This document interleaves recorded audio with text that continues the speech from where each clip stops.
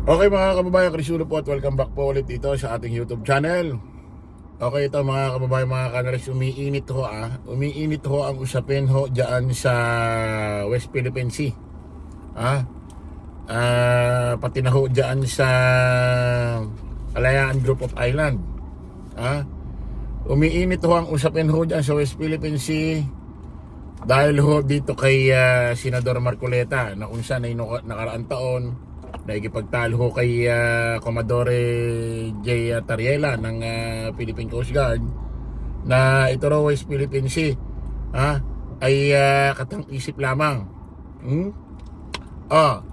Ngayon, nung nakarang taon yan, ngayon nung nakarang hearing naman sa Senate, pinoproblema ho ni Senador Marcoleta kung saan ang boundary ng kung saan ho ang boundary ng ating territorial yan ho sa economic zone ho ng West Philippine Sea. Ngayon naman ho mga kababayan, meron hong nabitawan hong salita si Senador Marcoleta na i-give up na lang daw ho ng Pilipinas or ng Philippine Coast Guard ang Kalayaan Group of Island. Kasi sabi niya, ano ba pinagpapatayan nyo rito? Para bang ang dating pinagpapatayan nyo, di give up nyo na yan, parang wala namang kwenta, parang gano'n hindi ho kasi pa pwede ho yung gano'n mga kababayan, kasi lalabas nyan baka magkaroon ng alam mo yan, baka magkaroon ng hindi magandang pangyayari sa mga susunod ho ng taon o henerasyon.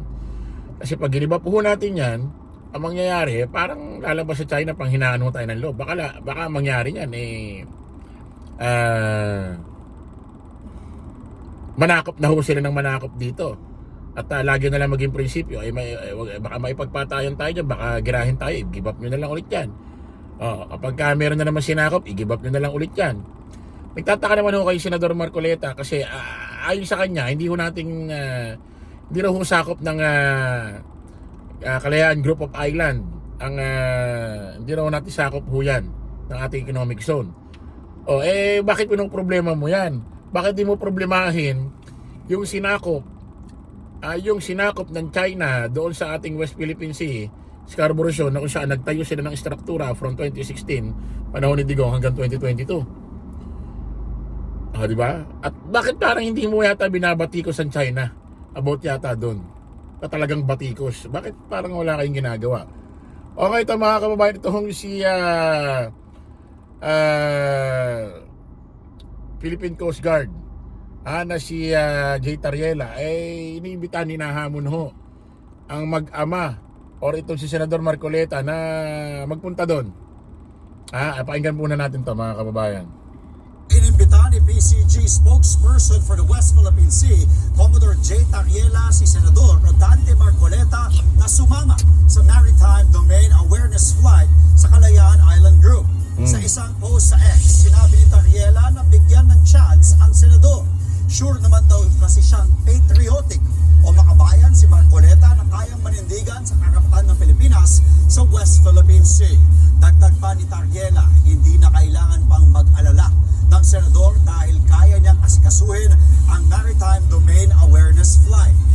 Ayun nga ang nakaka-weirdo rito. Sa dinabi-dami ho ng usapan, bakit itong si ang inaasikaso, pinagdidibatihan sa pamumuno ni Senador Marcoleta yung West Philippine Sea, na pag pinakikinggan parang papunta sa benefit zone ng China. Yung kanyang pinaglalaban, dinidebate, para bang kapakinabang sa China.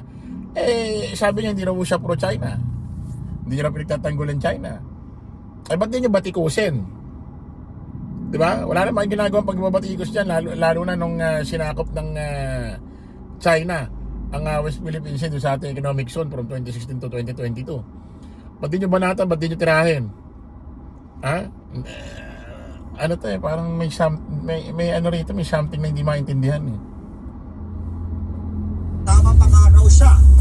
Inimbitahan din ni Tariela ang anak ng Senador na si Sagip Party List Representative Paulo Marcoleta na nagsabing iharap ang spokesperson ng Coast Guard at ang mga mayayabang na senador sa Pilipinas. Bakit may ganun? Ang pahayag na yan ni Tariela nag-ugat sa kontrobersyal. Exaggerating nga, no? Yan na lang lagi ang panakot nyo. Gigirahin tayo ng China. Pagka iharap nyo, nagigirahin tayo ng China. Napa-exaggerating nyo. Ang China, wala yan, duwag yan, di magigera yan. Puro gawa lang ng gawa yan ng mga armas. Pero hindi makikipaggera yan, mga supot yan. Sabi ko nga sa inyo ang Pilipinas, meron nasa kasaysayan na meron tayong karanasan sa pakikipaggera. Ang China, wala. Kaya na ipaggera ang China. Baka China versus NPA sa atin, baka mahirapan pa. Baka China versus Abu Sayyaf, mahirapan pa ang China Wala experience ang China. Hindi katulad ng Pilipinas, naipaggera ho ng World War II. At tayo, kapwa Pilipino natin, ginigera natin. Yeah. Ang China, meron ba experience na gera yan? Wala. Baka karate, yung mga lumilipad-lipad. Yan. Di ba? Na sinabi ni Marcoleta sa pagdinig ng Commission on Appointments na isuko na umano ang Kalayaan Group of Islands dahil hindi na raw ito sakop ng Exclusive Economic Zone ng Pilipinas. Pero nauna nang nilinaw ng senador na misinterpret lamang ang konteksto ng kanyang sinabi. Mga kapatid, Andre Felix po, iba na ang may... Na-misinterpret. Sinisi pa yung mga Pilipinong nabwisit sa kanya. Ako nararamdaman ko, ultimo didis, nabwisit sa'yo i-give up nyo na lang. Ano pa ba maiintindihan ng Pilipino pag sinabing i-give up? Pag sinabing i-give up, isinuko. Pag sinabing sinuko, hinayaan. Kung ano-ano salita, kapag hinayaan, pinamigay na. Ano pa bang dapat ipalusot doon? Ano pa ba dapat pwedeng maintindihan doon ng simpleng mamamayan? Diba? Ikaw kaya mo magpalusot kasi abogado ka. Pero yung simpleng mamamayang Pilipino, pakinggan yung i-give up mo na yan, i-give up nyo na yan. Ano pa ba maiintindihan doon? Ano pa bang dapat nangyari dito kay Senador Marcoleta, no? Sa sobrang feeling mo matalino ka, abogado ka, feeling mo, ikaw na lang lagi ang tama, ano? Tapos ang lahat ng mamamayang Pilipino, mali. Nangyari sa utak mo, no? Hirap pag tumatandang paurong, ayan mga kababayan, nung nakaraan meron nung ambush interview. Ito, in-ambush interview ho ito ng mga reporter. Itong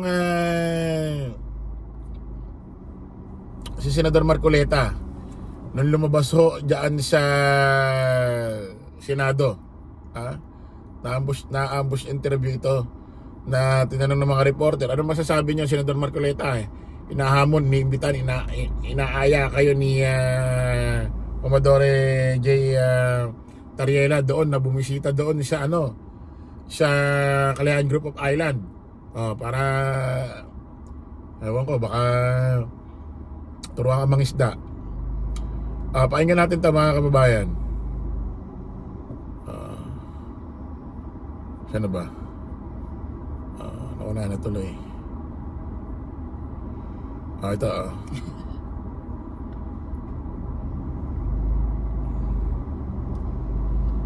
Sino ba yung professor sa inyo? Makita-kita. Sino ba yung professor sa inyo? Makita-kita mo na kami para sa isang friendly debate. Bago pa yung pagpunta doon. Para sa ganun maayos na. Para sa salamat, sir. Sino ba yung professor sa inyo? Makita-kita mo na kami para sa isang friendly debate. Bago pa yung pagpunta doon. Para sa ganun maayos na. Para sa ayan ho mga kababayan. Ito ho yung sinabi ni